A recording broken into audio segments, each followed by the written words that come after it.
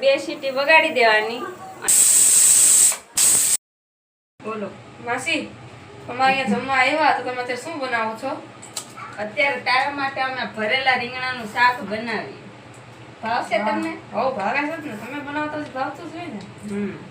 હવે આમાં હું છે તને ખબર છે કઈ? નહીં, નથી ખબર।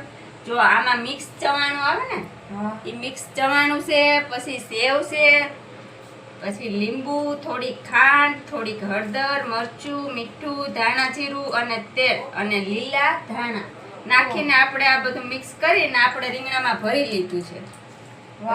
અને મસ્ત મજાના રોટલા જો સામે બનાવી નાખ્યા છે। એટલે જલ્દી જલ્દી જમવા માટે આગળ તૈયારી થઈ જાહે તો બેઠી જાજો। અત્યારથી તો જોઈને જ ખાલી આમ મોઢામાં પાણી આવી ગયા ને। હા, તમે આ કેમ બનાવો ને જરાક મારી મમ્મીને કહેજો, એટલે હું મમ્મીને કહીશ કે ઘરે બનાવે। હાલો, તૈયારી થઈ ગઈ છે। આપણે આખરી શાક બનાવીએ, આખરી તાર મમ્મીને શીખવાડી દઈએ કેમ બનાવવાની। તેલ ગરમ થવા મૂકી દીધું અને હવે આપણે નાખી દેવાના રીંગણા।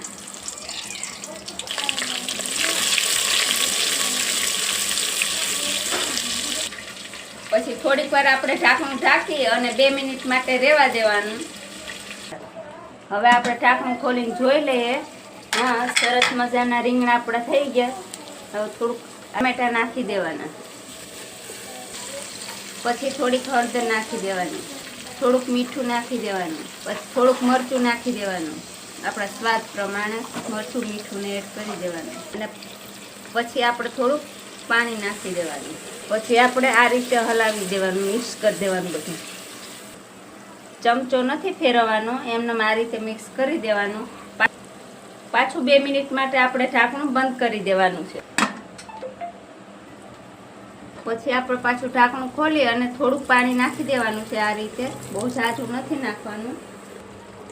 પછી ફરી પાછું આ રીતે મિક્સ કરી દેવાનું અને પછી આપણું ઢાંકણું ઢાંકી દેવાનું। હવે આપણે 2 સીટી વગાડી દેવાની। આ આપણું મસ્ત મજાનું રીંગણાનું શાક બની ગયું। શ્લોકભાઈ કેવું લાગ્યું જરાક જણાવજો। ભૂકા બોલાવી દીધો બાકી એવું ને, એટલે જ તમે પેલા બેઠી ગયા એમ ને? આવો ભાઈ, આપણે ભૂખ લાગી ગઈ। આ બધા બેઠી ગયા છે અહીંયા, બોલો તો ખરી કેવું લાગ્યું? મસ્ત લાગ્યું, ભૂકા બોલાવી દેવાના બાકી। વેદુભાઈ તમે જણાવજો કેવું લાગ્યું ફરીથી પાછા?